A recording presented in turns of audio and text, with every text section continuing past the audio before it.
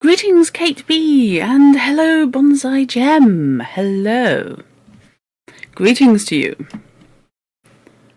No, I do not wish to review my Stream Deck now. Go away. Listening from work. Rebel. Like it.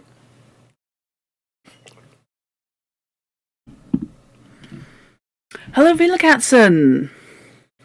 Okay, we are live on both YouTube and Twitch. I hope that people are all seeing the right intro screen, because I'm now paranoid. Let's check that's up.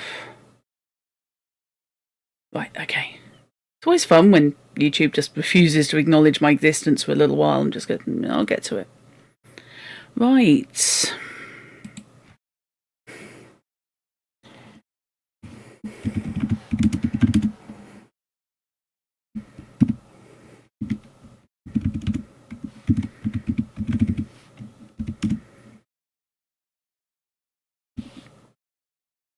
Okay.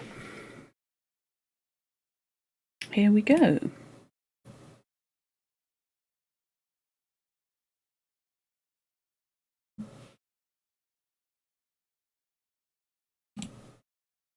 Welcome everybody to Druttercup's book club.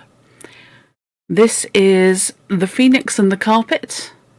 It's part 3 because I've doubled up on chapters, and we are on chapter 4, 2 Bazaars.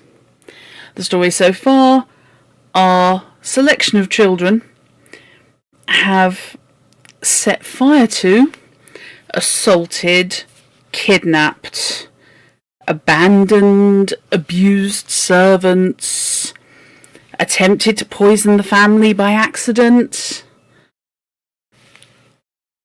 and their crimes are likely to continue. So, having left their cook as queen of an island people,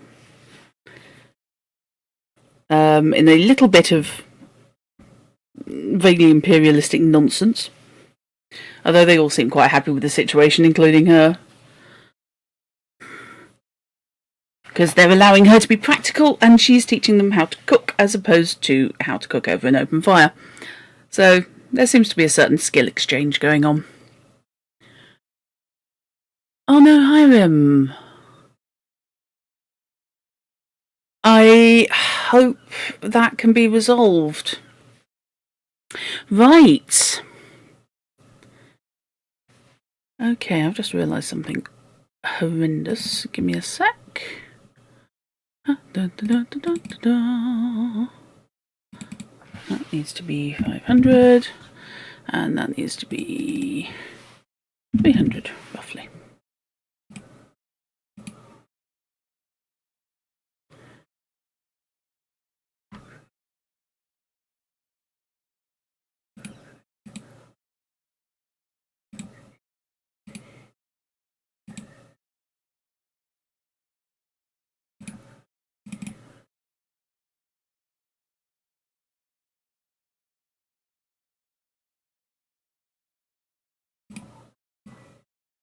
That's better.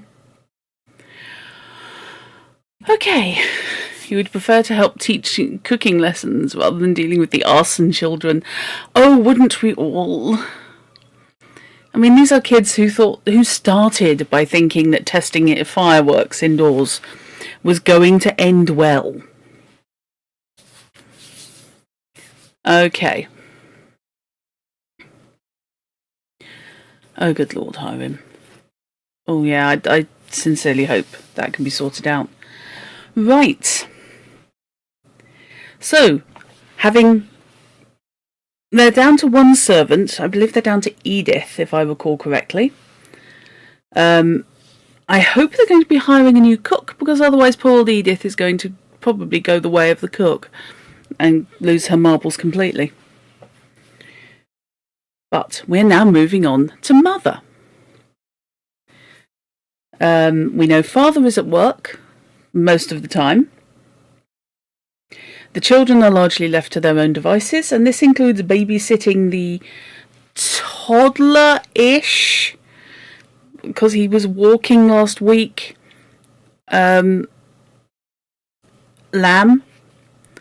who is described as the baby. And now we're moving on to Mother, so I'm just wondering how much they're going to mess her up. So I hope audio is good for everybody.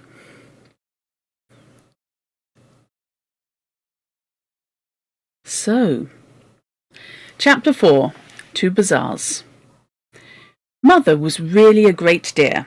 She was pretty and she was loving, and most frightfully good when you were ill, and always kind, and almost always just. That is, she was just when she understood things. But of course she did not always understand things. No one understands everything, and mothers are not angels, though a good many of them come pretty near it. The children knew that Mother always wanted to do what was best for them, even if she was not clever enough to know exactly what was the best. Wow.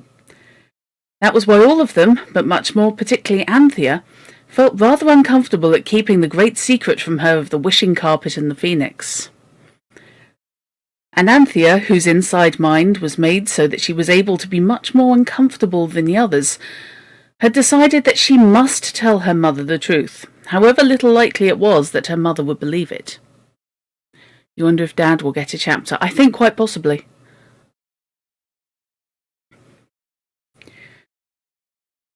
Then I shall have done what's right, said she to the phoenix, and if she doesn't believe me, it won't be my fault, will it? Not in the least, said the golden bird, and she won't, so you're quite safe. Anthea chose a time when she was doing her home lessons. They were algebra and Latin, German, English and Euclid. And she asked her mother whether that she might come up and do them in the drawing room, so as to be quiet, she said to her mother. And to herself she said, and that's not the real reason. I hope I shan't grow up a liar. The hell with the children, my mum is very clever. Yeah, I mean, I can understand not everybody understands everything, but yeah, I feel that perhaps Mother is not being painted in the best of lights. On the other hand, she produced children who thought that fireworks in the nursery were a good idea. Mother said, of course, dearie. And Anthea started swimming through a sea of X's and Y's and Z's. Mother was sitting at the mahogany bureau writing letters. Mother, dear, said Anthea. Yes, love-a-duck, said Mother. About Cook, said Anthea. I know where she is. Oh, do you, dear? Said Mother. Well, I wouldn't take her back after the way she has behaved. It's not her fault, said Anthea. May I tell you about it from the beginning? Mother laid down her pen, and her nice face had a resigned expression. As you know, a resigned expression always makes you want not to tell anybody anything. It's like this, said Anthea in a hurry. That egg, you know, that came in the carpet, we put it in the fire and it hatched into a phoenix, and the carpet was a wishing carpet, and... A very nice game, darling, said her mother, taking up her pen. Now do be quiet, I've got a lot of letters to write. I'm going to Bournemouth tomorrow with the Lamb, and there's that bazaar. Anthea went back to XYZ, and Mother's pen scratched busily. But Mother, said Anthea, when Mother put the pen down to lick the envelope, the carpet takes us wherever we like, and I wish it would take you where you could get a few nice Eastern things for my bazaar, said Mother. I promised them, and I've no time to go to Liberty's now. It shall, said Anthea, but Mother...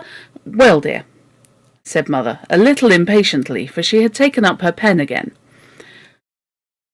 The carpet took us to a place where you couldn't have whooping cough, and the Lamb hasn't whooped since. And we took Cook because she was so tiresome, and then she would stay and be Queen of the Savages. They thought her cap was a crown, and... Darling one, said Mother, you know I love to hear the things you make up, but I am most awfully busy. But it's true, said Anthea desperately. You shouldn't say that, my sweet, said Mother gently, and then Anthea knew it was hopeless. Are you going away for long? asked Anthea. "I've got a cold," said Mother, "and Daddy's anxious about it, and the lamb's cough." "He hasn't coughed since Saturday," the lamb's eldest sister interrupted. "I wish I could think so," Mother replied, "and Daddy's got to go to Scotland. I do hope you'll be good children." Oh, God, has she not met them? So, Mother's off to Bournemouth for a period of time, and Father is going to Scotland. Now, the word social services drifting through my mind, I feel that this family needs to be on the at-risk register. We will, said Anthea fervently. When's the bazaar? On Saturday, said Mother, at the schools. Oh, don't talk any more, there's a treasure. My head's going round and I've forgotten how to spell whooping cough. Mother and the lamb went away, and Father went away, and there was a new cook who looked so like a frightened rabbit that no one had the heart to do anything to frighten her any more than seemed natural to her. Why does Mum need to know about the phoenix? I think it's preying on Anthea's mind, and also that I think because she's assumed that the cook has just upped and left. And she's not happy about that. And I think Anthea's finally having a bit of a conscience attack because it's their fault that the cook is no longer around. It is largely to assuage her own conscience. The phoenix begged to be excused. It said it wanted a week's rest and asked that it might not be disturbed, and it hid its golden gleaming self and nobody could find it. So that when Wednesday afternoon brought an unexpected holiday, and everyone decided to go on somewhere from the carpet, the journey had to be undertaken without the phoenix. They were debarred from any carpet excursions in the evening by a sudden promise to Mother, exacted in the agitation of parting, that they would not be out after 6 at night, except on Saturday when they were to go to the bazaar, and were pledged to put on their best clothes, to wash themselves to the uttermost, and to clean their nails. Not with scissors, which are scratchy and bad, but with flat sharpened ends of wooden matches, which do no harm to anyone's nails. You like to think there's a community gathering of cooks and the new cook is scared because she's heard how the last one disappeared without a trace. Yeah. Let's go and see the lamb, said Jane. But everyone was agreed that if they appeared suddenly in Bournemouth, it would frighten Mother out of her wits, if not into a fit. So they sat on the carpet and thought till they almost began to squint. Look here, said Cyril, I know. Please, carpet, take us somewhere where we can see the lamb and Mother, and no one can see us. Cook was halfway out the door as it was. She was leaving no matter what, whether it was a new job or being a queen. Yeah, Cook had absolutely had it with the children. Quite understandably. Take us somewhere where we can see the lamb and Mother and no one can see us. Except the lamb, said Jane quickly. And the next moment they found themselves recovering from the upside-down movement, and there they were sitting on the carpet, and the carpet was laid out over another thick soft carpet of brown pine needles. There were green pine trees overhead, and a swift, clear little stream was running as fast as ever it could between steep banks. And there, sitting on the pine needle carpet, was Mother, without her hat. And the sun was shining brightly, although it was November. And there was the lamb, as jolly, and not whooping at all. The carpet's deceived us, said Robert gloomily. Mother will see us directly she turns her head. But the faithful carpet had not deceived them. Mother turned her dear head, and looked straight at them, and did not see them. We're invisible, Cyril whispered. What awful larks! But to the girls it was not larks at all. It was horrible to have Mother looking straight at them, and her face keeping the same, just as though they weren't there. I don't like it, said Jane. Mother never looked at us like that before, just as if she didn't love us. As if we were somebody else's children, and not very nice ones either. As if she didn't care whether she saw us or not. It is horrid, said Anthea, almost in tears. But at this moment the lamb saw them, and plunged towards the carpet, shrieking, Panty, and Pussy, and Squiggle, and Bobs, oh! Anthea caught him and kissed him, and so did Jane. They could not help it. He looked such a darling, with his blue three-cornered hat all on one side, and his precious face all dirty, quite in the old familiar way. He's been gone all of 10 minutes. "I love you, Panty, I love you, and you," cried the lamb. It was a delicious moment. Even the boys thumped their baby brother joyously on the back. Then Anthea glanced at Mother. And Mother's face was a pale sea-green colour, and she was staring at the lamb as if she thought he had gone mad. And indeed, that was exactly what she did think. "My lamb, my precious, come to Mother," she cried, and jumped up and ran to the baby. She was so quick that the invisible children had to leap back, or she would have felt them, and to feel what you can't see is the worst sort of ghost feeling. Mother picked up the lamb and hurried away from the pine wood.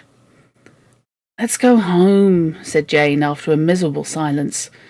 "It feels just exactly as if Mother didn't love us." But they couldn't bear to go home till they'd seen Mother meet another lady, and knew that she was safe. You cannot leave your mother to go green in the face in a distant pine wood far from all human aid, and then go home on your wishing carpet as though nothing had happened.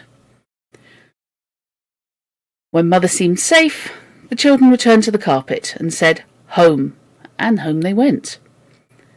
"I don't care about being invisible myself," said Cyril. "At least not with my own family. It would be different if you were a prince or a bandit or a burglar."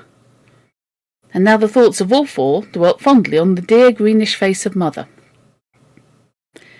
"I wish she hadn't gone away," said Jane. "The house is simply beastly without her." "I think we ought to do what she said," Anthea put in.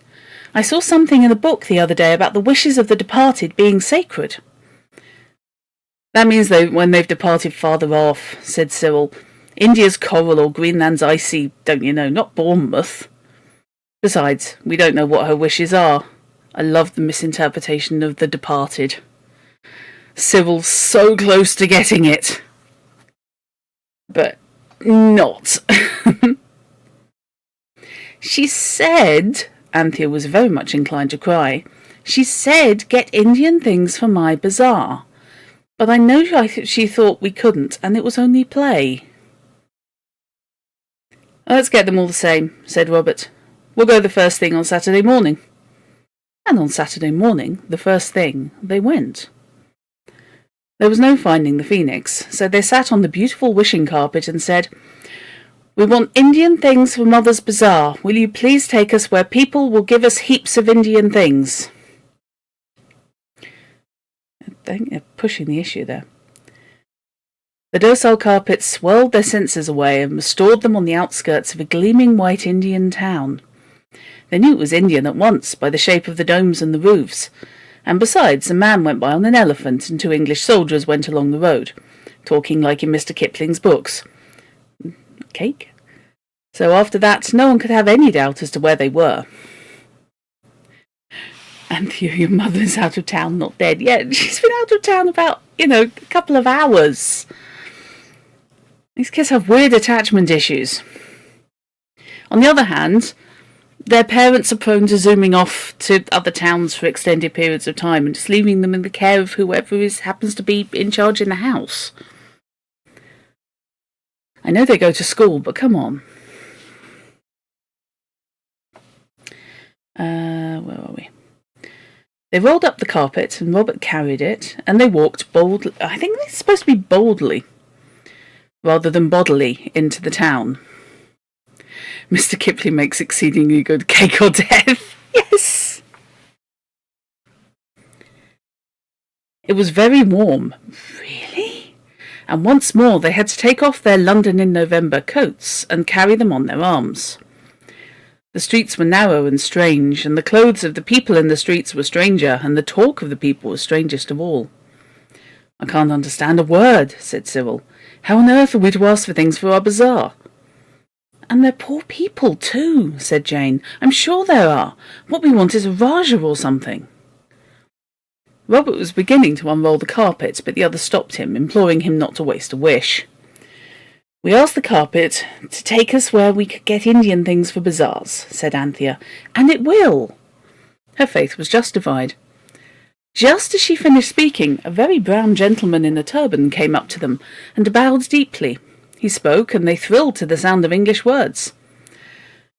Okay, I am not going to attempt any kind of accent here. Okay? We have a slight case of writing in dialect, but it's not too bad, I think.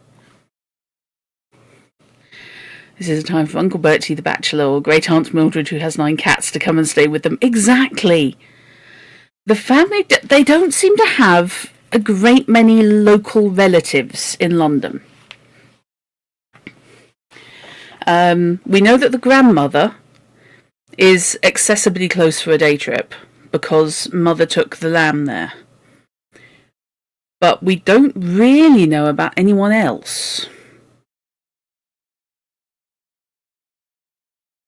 Okay, so the gentleman who's come up to them. My Rani, she thinks you a very nice child. She asks, do you lose yourself, and do you desire to sell carpet? She sees you from her palki. You come see her, yes? They followed the stranger, who seemed to have a great many more teeth in his smile than usual. Oh, that's a bad sign. That's a very bad sign. And I've just realised that's a phrase I use when writing if I describe somebody as not trustworthy or to be worried about. I always tend to have them showing way too many teeth when they smile. And he led them through crooked streets to the Rani's palace. I'm not going to describe the Rani's palace because I really have never seen the palace of a Rani, and Mr. Kipling has, so you can read about it in his books, but I know exactly what happened there.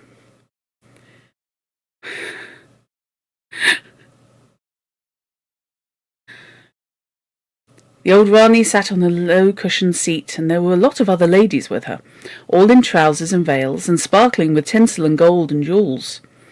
And the brown-turbaned gentleman stood behind a sort of carved screen and interpreted what the children said and what the Queen said. And when the Queen asked to buy the carpet, the children said no. Why? Asked the Rani.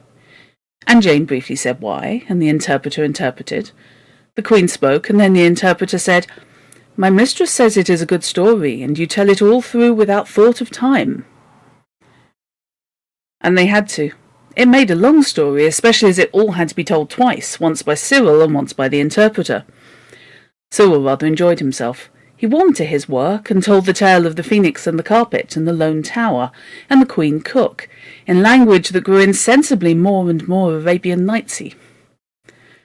And the Rani and her ladies listened to the interpreter and rolled about on their fat cushions with laughter. Does she have an old German coin? Because that would make it the mark of the Rani. Ow! Oh, nice one, Chrono.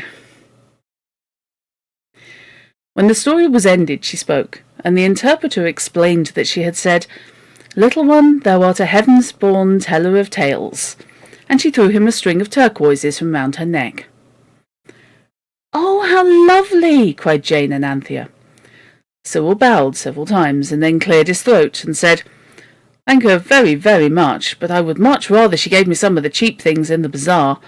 Tell her I want them to sell again, and give the money to buy clothes for poor people who haven't any. Oh, sorry. Tell him he has my leave to sell my gift and clothe the naked with its price, said the Queen, when this was translated. But Cyril very firmly said, No, thank you, the things have got to be sold day to day at our bazaar, and no one would buy a turquoise necklace at an English bazaar. They'd think it was a sham, or else they'd want to know where we got it. Although she's entertaining them so the kids have time and the Rani. Oh, God. Oh, dear. I love the fact they're arguing with the Queen. This is going to go well, isn't it? She does seem quite nice. But I still don't trust the interpreter. Maybe that's just me.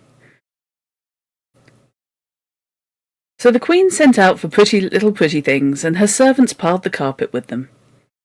I must needs lend you an elephant to carry them away, she said, laughing.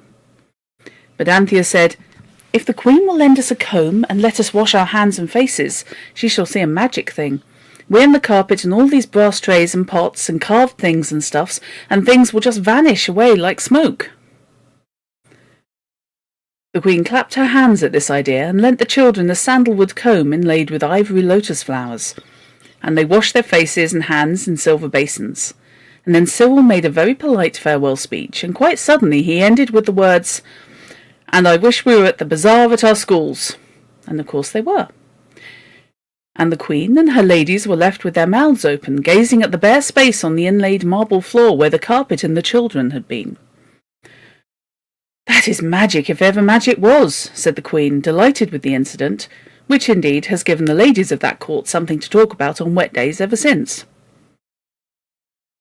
Cyril's stories had taken some time, so had the meal of strange sweet foods that they had had while the pretty things were being bought, and the gas in the schoolroom was already lighted. Outside, the winter dusk was stealing down among the Camden Town houses. "I'm glad we got washed in India," said Cyril. Well, there's a sentence. "We should have been awfully late if we'd had to go home and scrub." "Besides," said Robert, "it's much warmer washing in India. I shouldn't mind it so much if we lived there." The thoughtful carpet had dumped the children down in a dusky space behind the point where the two corners of two stalls met. The floor was littered with string and brown paper, and baskets and boxes were heaped along the wall. The children crept out under a stall covered with all sorts of table covers and mats and things, embroidered beautifully by idle ladies with no real work to do. Wow. That's a calling out, isn't it, of the sort of ladies who lunch type. You know, they're giving their time to the poor by doing the embroidery because they don't actually have jobs to do. They got out at the end, displacing a sideboard cloth adorned with a tasteful pattern of blue geraniums. The girls got out unobserved, so did Cyril, but Robert, as he cautiously emerged, was actually walked on by Mrs. Biddle, who kept the stall. Her large, solid foot stood firmly on the small, solid hand of Robert, and who can blame Robert if he did yell a little? The Onion then puts out a nationwide alert for an indigent group of thieves posing as English-skilled children. The embroidery women, like the ones who'd knit in Jane Austen's works, the one Sasha mentioned. Yeah, it's the sort of people who won't actually, man stalls or... they are, yeah, you're 100 plus years between them. They could donate their time actually working with the poor, or, arranging donations, soup kitchen, such like that. Or, as they are now, they're making stuff to be sold so that other people can afford to help the poor. And there's that little bit of disconnection. They can salve their consciences by realising they've done something, just not very much. And they probably would have been doing it anyway. A crowd instantly collected. Yells are very unusual at bazaars, and everyone was intensely interested. It was several seconds before the 3 free children could make Mrs. Biddle understand that what she was walking on was not a schoolroom floor, or even, as she presently supposed, a dropped pincushion. Pardon me. It's to feel helpful but not actually be useful.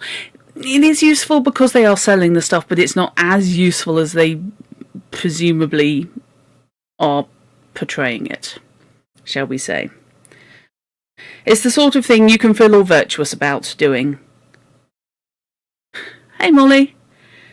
But it's not really putting you out much. The odds are they'd be doing embroidery anyway.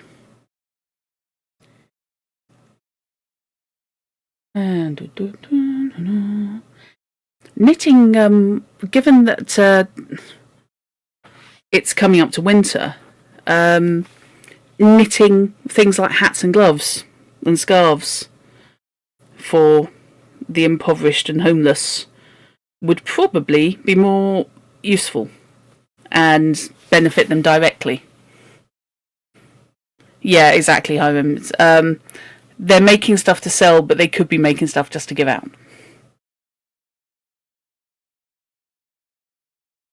And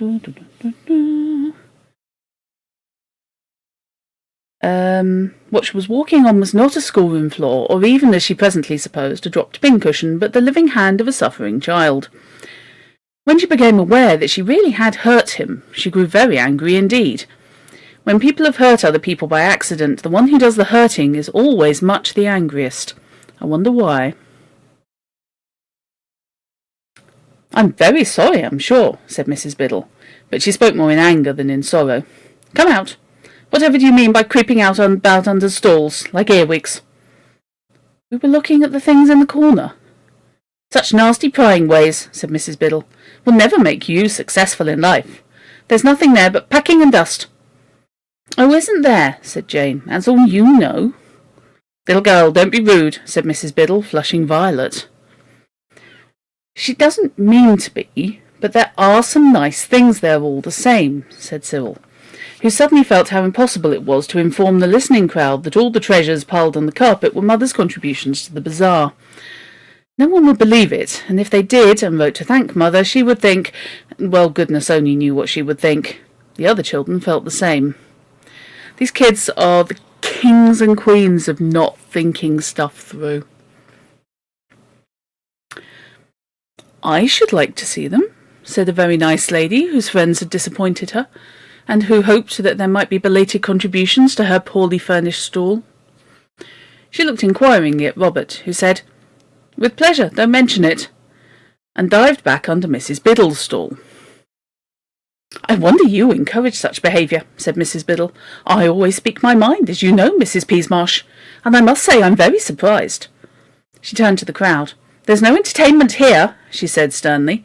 "A very naughty little boy has accidentally hurt himself, but only slightly. Will you please disperse? It will only encourage him in naughtiness if he finds himself the centre of attention." The crowd slowly dispersed. Anthea, speechless with fury, heard a nice curate say, "Poor little beggar," and loved the curate at once and forever. Then Robert wiggled out from under the stall with some Benares brass and some inlaid sandalwood boxes. "Liberty!" cried Miss Peasmarsh. "Then Charles is not forgotten after all." "Excuse me," said Mrs. Biddle, with fierce politeness. "Those objects are deposited behind my stall. Some unknown donor who does good by stealth, and would blush if he could hear you claim the things. Of course they're for me." "My stall touches yours at the corner," said poor Miss Peasmarsh timidly, "and my cousin did promise—" The children sidled away from the unequal contest and mingled with the crowd. Their feelings were too deep for words, until at last Robert said, "That stiff-starched pig! And after all our trouble, I'm just hoarse with gassing to that trousered lady in India." "The pig lady's very, very nasty," said Jane. It was Anthea who said in hurried undertone, "She isn't very nice, and Miss Peasmarsh is pretty and nice too. Who's got a pencil?" It was a long crawl under 3 stalls, but Anthea did it. A large piece of pale blue paper lay among the rubbish in the corner. She folded it to a square and wrote upon it, licking the pencil at every word to make it mark quite blackly, "All these Indian things are for pretty nice Miss Peasmarsh's stall." She thought of adding, "There is nothing for Mrs. Biddle," but she saw this might lead to suspicion, so she wrote hastily, "From an unknown donor," and crept back among the boards and trestles to join the others. So that when Mrs. Biddle appealed to the bazaar committee, and the corner of the stall was lifted and shifted so that stout clergymen and heavy ladies could get to the corner without creeping under stalls, the blue paper was discovered, and all the splendid shining Indian things were given over to Miss Peasmarsh, and she sold them all and got £35 for them. "I don't understand about that blue paper," said Mrs. Biddle. Pardon me. "It looks to me like the work of a lunatic, and saying you were nice and pretty. It's not the work of the same person." Anthea and Jane begged Miss Peasmarsh to let them help her sell the things, because it was their brother who had announced the good news so that the things had come. I know. The kids are very much on the, if you're pretty, you're probably good. But whether that's a perceptual thing, so that if you're horrible, people will automatically assume that you're actually nasty. Actually ugly. And colouring by perception. I don't think Mrs. Biddle made exactly a good impression. Solid one on Robert, though. Miss Peasmarsh was very willing, for now her stall, that had been so neglected, was surrounded by people who wanted to buy, and she was glad to be helped. The children noted that Mrs. Biddle had not more to do in the way of selling than she could manage quite well. I hope they were not glad, for you should forgive your enemies even if they walk on your hands and then say it's all your naughty fault. But I'm afraid they were not so sorry as they ought to have been. It took time to arrange the things on the stall. The carpet was spread over it, and the dark colours showed up the brass and silver and ivory things. It was a happy and busy afternoon, and when Miss Peasmarsh and the girls had sold every single one of the little pretty things from the Indian Bazaar far, far away, Anthea and Jane went off with the boys to fish in the fish pond and dive in the bran pie, and hear the cardboard band and the phonograph and the chorus of stinging birds that was done behind a screen with glass tubes and glasses of water. They had a beautiful tea, suddenly presented to them by the nice curate, and Miss Peasmarsh joined them before they had more than 3 cakes each. It was a merry party, and the curate was extremely pleasant to everyone, even to Miss Peasmarsh, as Jane said afterward. "We ought to get back to the stall," said Anthea, who no one could possibly eat any more, and the curate was talking in a low voice to Miss Peasmarsh about after Easter. "Oh, there's nothing to go back for," said Miss Peasmarsh gaily. "Thanks to you dear children, we've sold everything." There's the carpet," said Cyril. "Oh," said Miss Peasmarsh radiantly, "don't bother about the carpet. I've sold even that. Mrs. Biddle gave me 10 shillings for it. She said it would do for her servant's bedroom." "Why," said Jane, "her servants don't have carpets. We had cook from her, and she told us so. Oh, dear God." "Which cook did you get from Mrs. Biddle?" "Yikes. A frying pan to the fire." "No scandal about Queen Elizabeth, if you please," said the curate cheerfully, and Miss Peasmarsh laughed and looked at him as though she had never dreamed that anyone could be so amusing. But the others were struck dumb. How could they say, "The carpet is ours," for who brings carpets to bazaars? The children were now thoroughly wretched, but I'm glad to say that their wretchedness did not make them forget their manners, as it does sometimes even with grown-up people who ought to know ever so much better. Exactly, Chrono. It serves them right indeed. They said, Thank you very much for the jolly tea, and thanks for being so jolly, and thanks awfully for giving us such a jolly time." For the curate had stood fish ponds and bran pies and phonographs and the chorus of singing birds, and had stood them like a man. The girls hugged Miss Peasmarsh, and as they went away, they heard the curate say, "Jolly little kids, yes, but what about— you will let it be directly after Easter? Oh, do say you will." And Jane ran back, and said before Anthea could drag her away, "What are you going to do after Easter?" Miss Peasmarsh smiled and looked very pretty indeed, and the curate said, "I hope I'm going to take a trip to the Fortunate Islands." "I wish we could take you on the wishing carpet," said Jane. "Thank you," said the curate, "but I'm afraid I can't wait for that. I must go to the Fortunate Islands before they make me a bishop. I should have no time afterwards." No wonder cook wants to hang out in Hawaii or wherever she ended up. "I always thought I should marry a bishop," said Jane. "His aprons would come in so useful. Wouldn't you like to marry a bishop, Miss Peasmarsh?" It was then that they dragged her away. As it was Robert's hand that Mrs. Biddle had walked on, it was decided that he had better not recall the incident to her mind, and so make her angry again. Anthea and Jane had helped to sell things at the rival stall, so they were not likely to be popular. A hasty council of 4 decided that Mrs. Biddle would hate Cyril less than she would hate the others. So the others mingled with the crowd, and it was he who said to her, "Mrs. Biddle, we meant to have that carpet. Would you sell it to us? We'd give you—" "Certainly not," said Mrs. Biddle. "Go away, little boy." There was that in her tone which showed Cyril all too plainly the hopelessness of persuasion. He found the others and said, "There's no use. She's like a lioness robbed of its puppies." Eh? Excuse me. "We must watch where it goes, and Anthea, I don't care what you say, it was our own carpet. It shouldn't be burglary. It would be a sort of forlorn hope rescue party. Heroic and daring and dashing, and not wrong at all." You're much less kindly disposed to these children in a modern reading than when you read it as a kid. The thing is, they're kind of terrible, but they're not appalling. The Fortunate Islands, certainly they're capitalised, so I imagine they're actually a place. I would not be at all surprised if it turns out that that's where the cook's gone. It smacks of pilgrimage, possibly missionary work.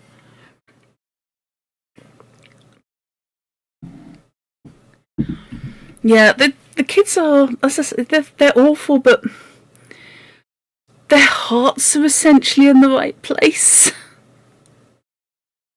But yes, as an adult, both my "oh for God's sake" and my protective instincts keep kicking in.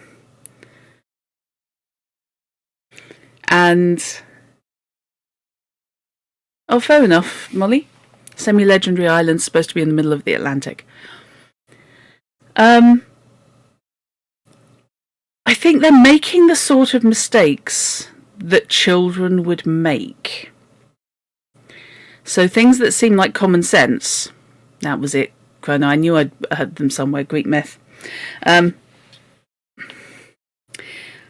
So though they're lacking common sense, they're actually quite well drawn for children of that age. And they've got a degree of insulation. Hello, fish! Missionary Impossible, this prayer book will self-destruct in 10 seconds.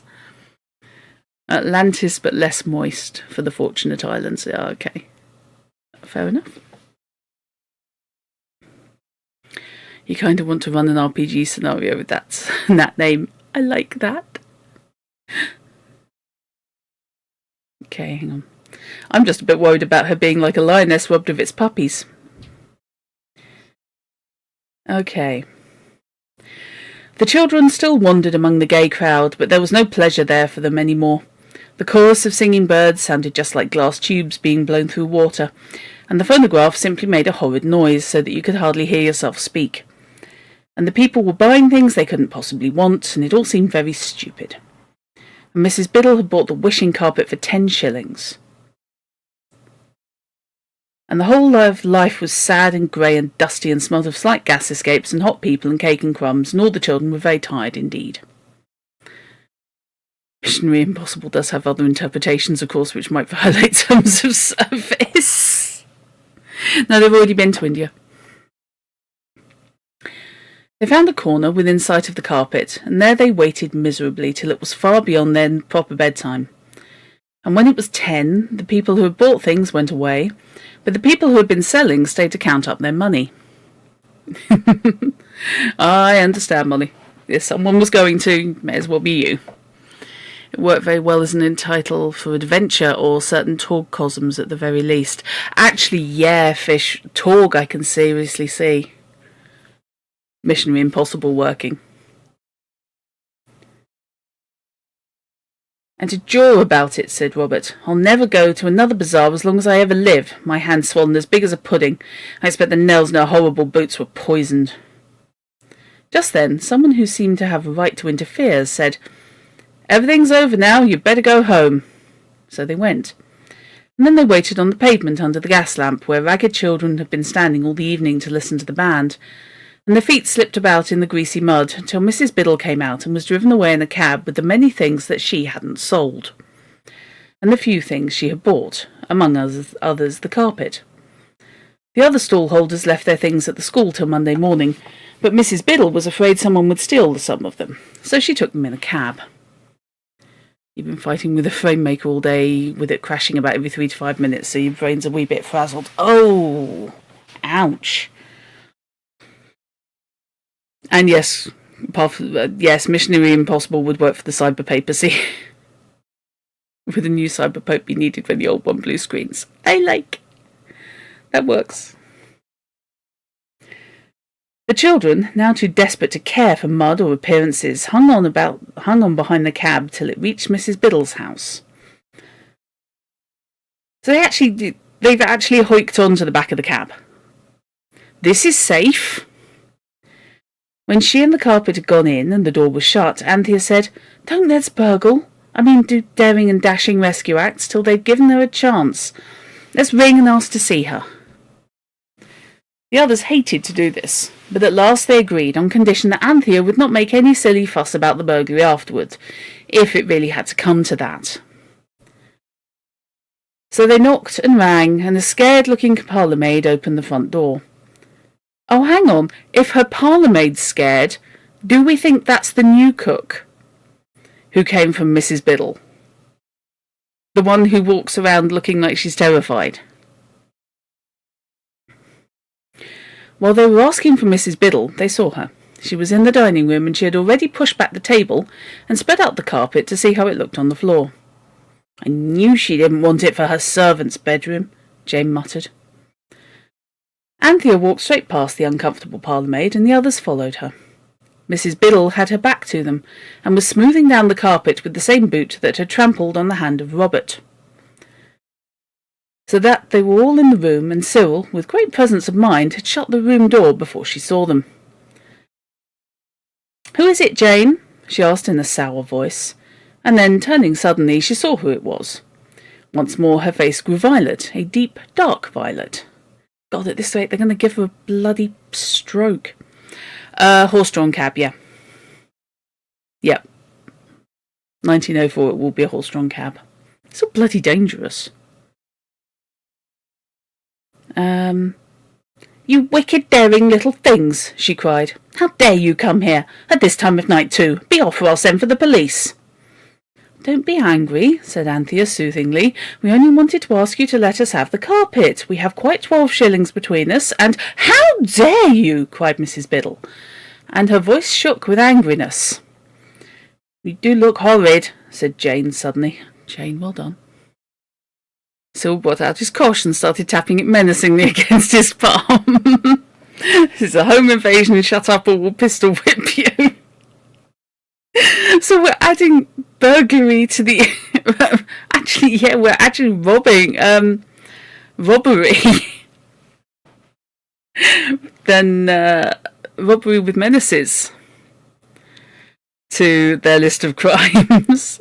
I'm tempted to work up the rap sheet for these kids. Potential charges. Anthea said later Mrs. Biddle had refused her very reasonable offer. Peter having a hard time feeling too bad for Mrs. Biddle. "I have given her a horrible voice, I do apologise." Mrs. Biddle actually stamped that booted foot of hers. "You rude, barefaced child," she said. Anthea almost shook Jane, but Jane pushed forward in spite of her. Oh, Jane. Jane. Why now? Why now do you feel the need to actually gain a voice? Fair, but she has a point in this case, she does. "It really is our nursery carpet," she said. "You ask anyone if it isn't." "Let's wish ourselves home," said Cyril in a whisper. "No go," Robert whispered back. "She'd be there too, and raving mad as likely as not. Horrid thing, I hate her." "I wish Mrs. Biddle was in an angelic good temper," cried Anthea suddenly. "It's worth trying," she said to herself.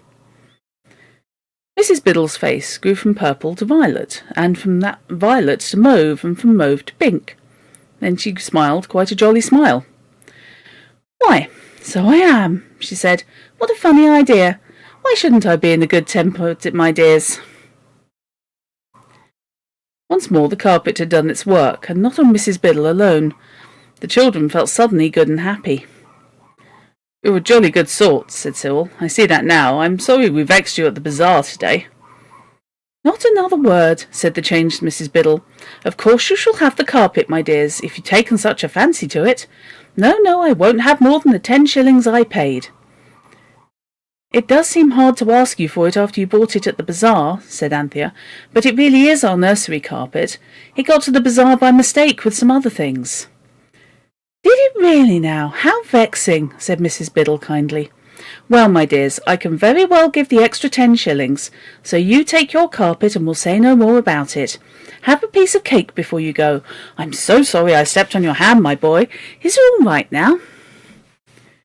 Yes, thank you, said Robert. I say you are good. Not at all, said Mrs. Biddle heartily.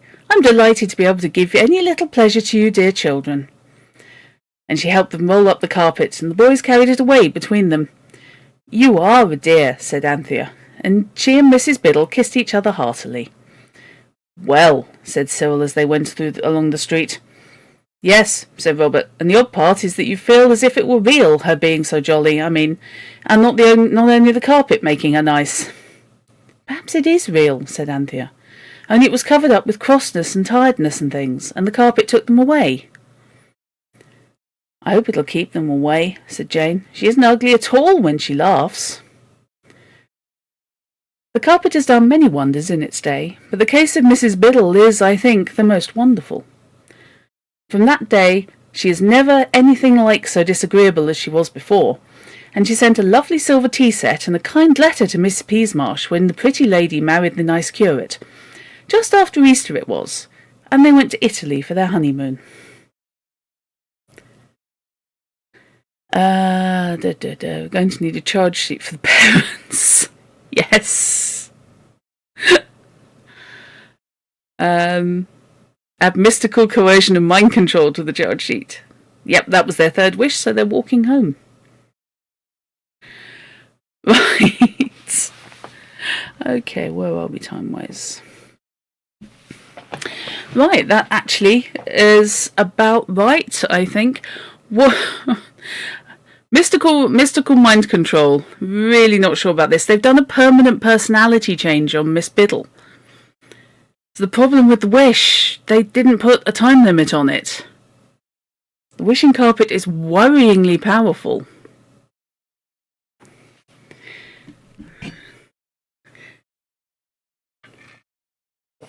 So, what do people think? Are the children horribly at fault? Or do we think that they made the best of it? Or should they just have burgled her?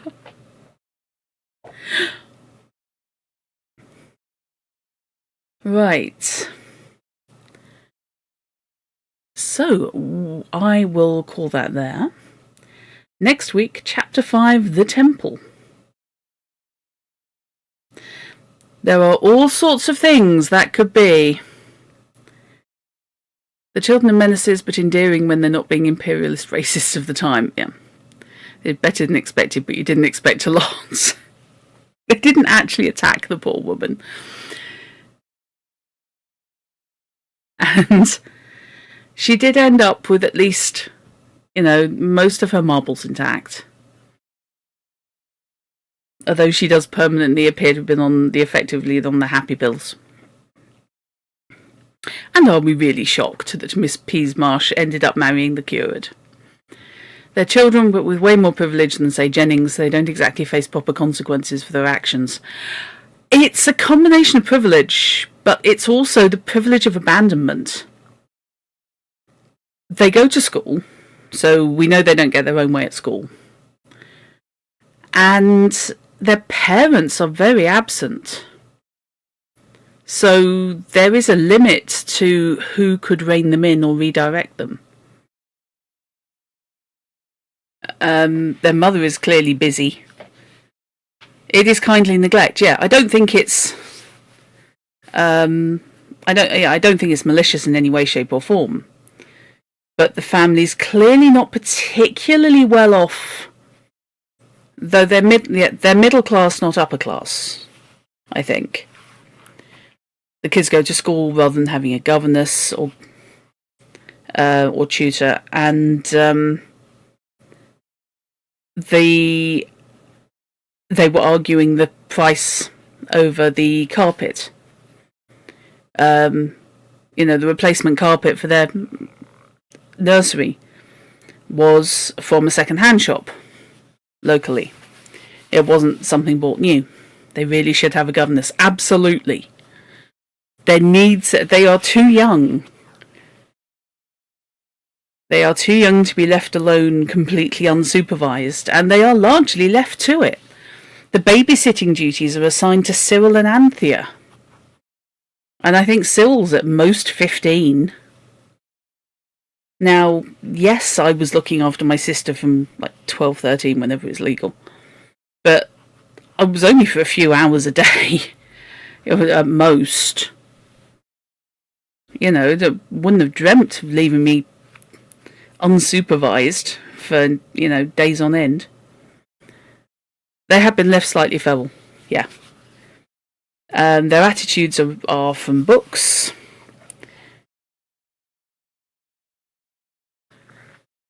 You just had the weirdest thought, putting these kids in the place of the young boy in Empire of the Sun. Oh, God, I don't know, actually.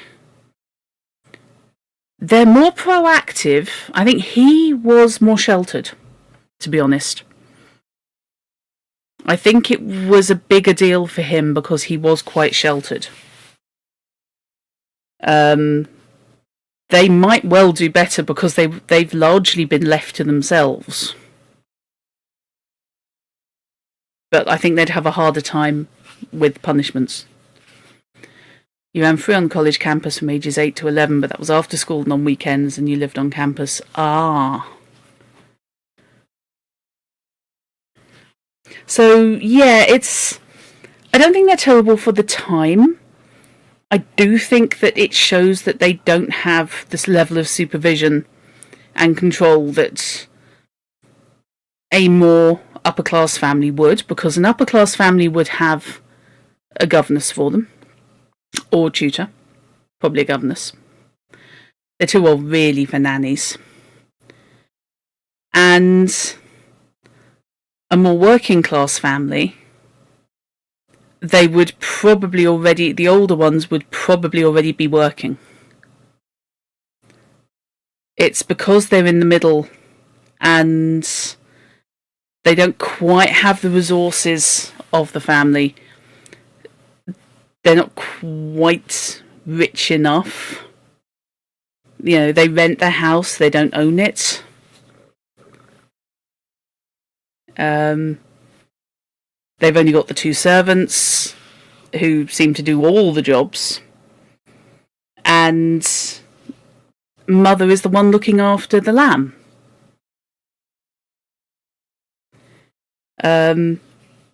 Mother is very much looking after the lamb. It's not that the lamb has a nanny and mother helps. It seems to be everything's on her.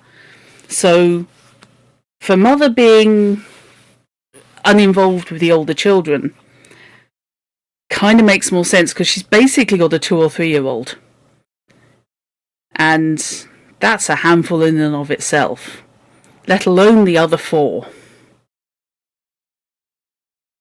Looking back on it, feels like it's more of a satire on the era than at first glance. Yeah, this really, I think this is very much coming over as a satire. Nesbitt's target audience was apparently the middle classes, so this would have been very familiar to them. And the people who are both more working class and more upper class in the book are all treated as being a bit silly. The upper class is more frivolous, and the working class is more dour and a bit stroppy. Until the pressure is released, and then the cook goes off to become a queen. And seems quite happy for it.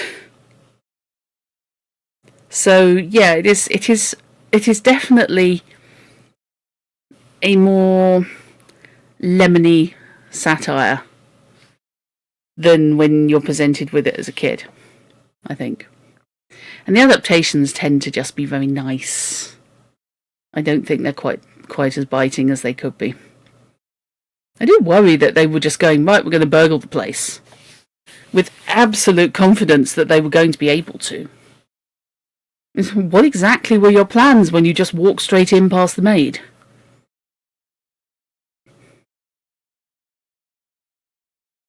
And welcome back, Hiram. So, okay, yeah, next week, the temple. We don't know whether that's the temple to the Phoenix, the Temple of Law, a temple to one of the elder gods. I have my suspicions about the carpet. You know, a little bit concerned. So, they'd be great at organising crime, but nice enough that they wouldn't go that route. Actually, yeah, that's a good way of putting it. Yeah, I think everything to them at the moment is an adventure story. They're not really getting hit with the consequences of their actions. They're being threatened with it. You know, if the Phoenix hadn't pulled their fat from the fire on their first trip, they would have been stuck at the base of that tower for quite a long time. Especially since the only way out appeared to be through pitch black tunnels. I'd love to know where that was supposed to be, apart from somewhere in France. So that could have been a problem. So they are learning how to be a little bit safer. All they had to do was get on the carpet and wish, but no one believes in magic. So they have to explain it as best they can. Yeah. If they got on the carpet and wished, they would have taken Mrs. Biddle with them. And I honestly don't know what she would have done. She'd have probably had a stroke there and then. And then they'd have been in the position of having to explain either to doctors or getting rid of the body. So we shall see. I think Robert is slightly... I'm going to say the nasty one. But I think Robert doesn't give a monkey's. Cyril's got an overdeveloped sense of responsibility, as does Anthea. Jane's kind of the youngest of the older children, and is a bit whiny.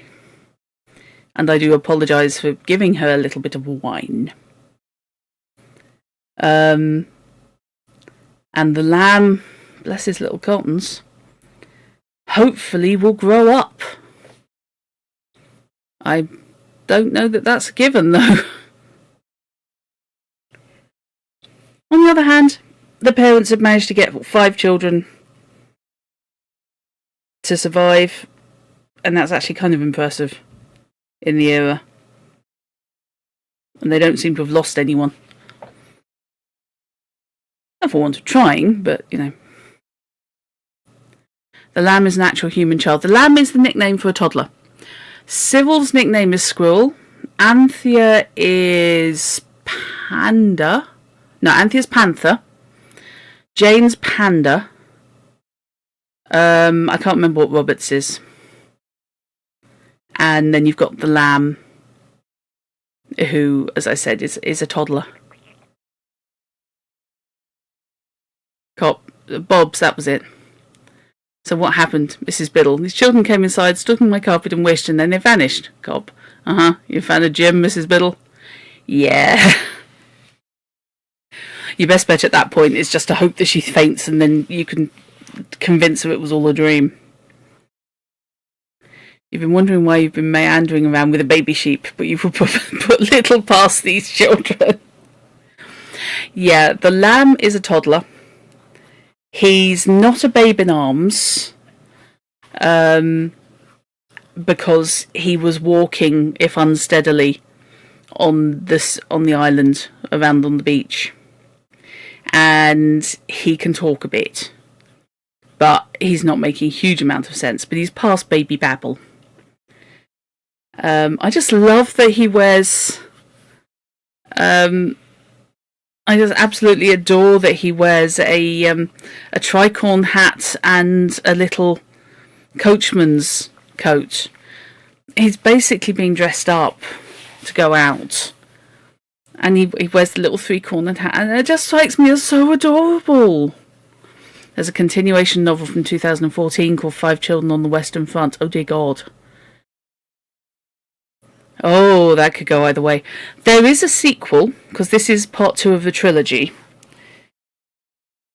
5 Children in It, which I obviously haven't read here. And then there's, I think it's The Amulet, which is the last one. And I don't know anything about that story.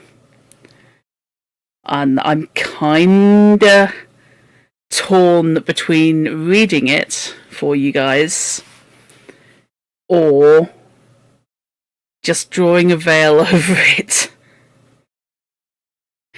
I do wonder, would you guys be interested in 5 Children and It? The first one, where they encounter the Samiad.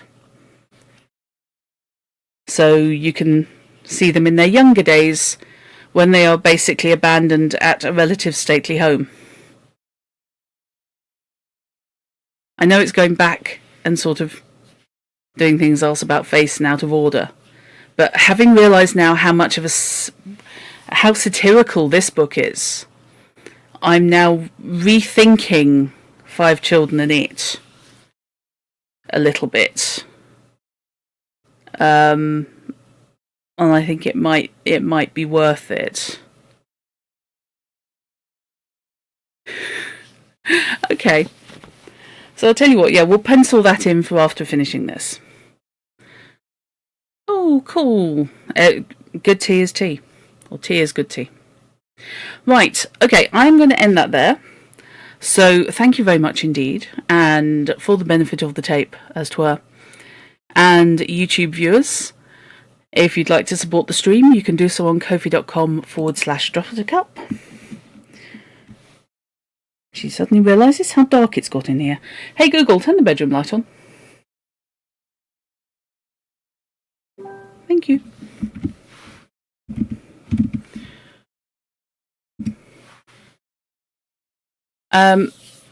So yes, link in chat.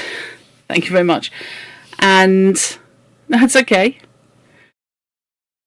And I will be back to chapter 5 of this next week. So fare thee well until then.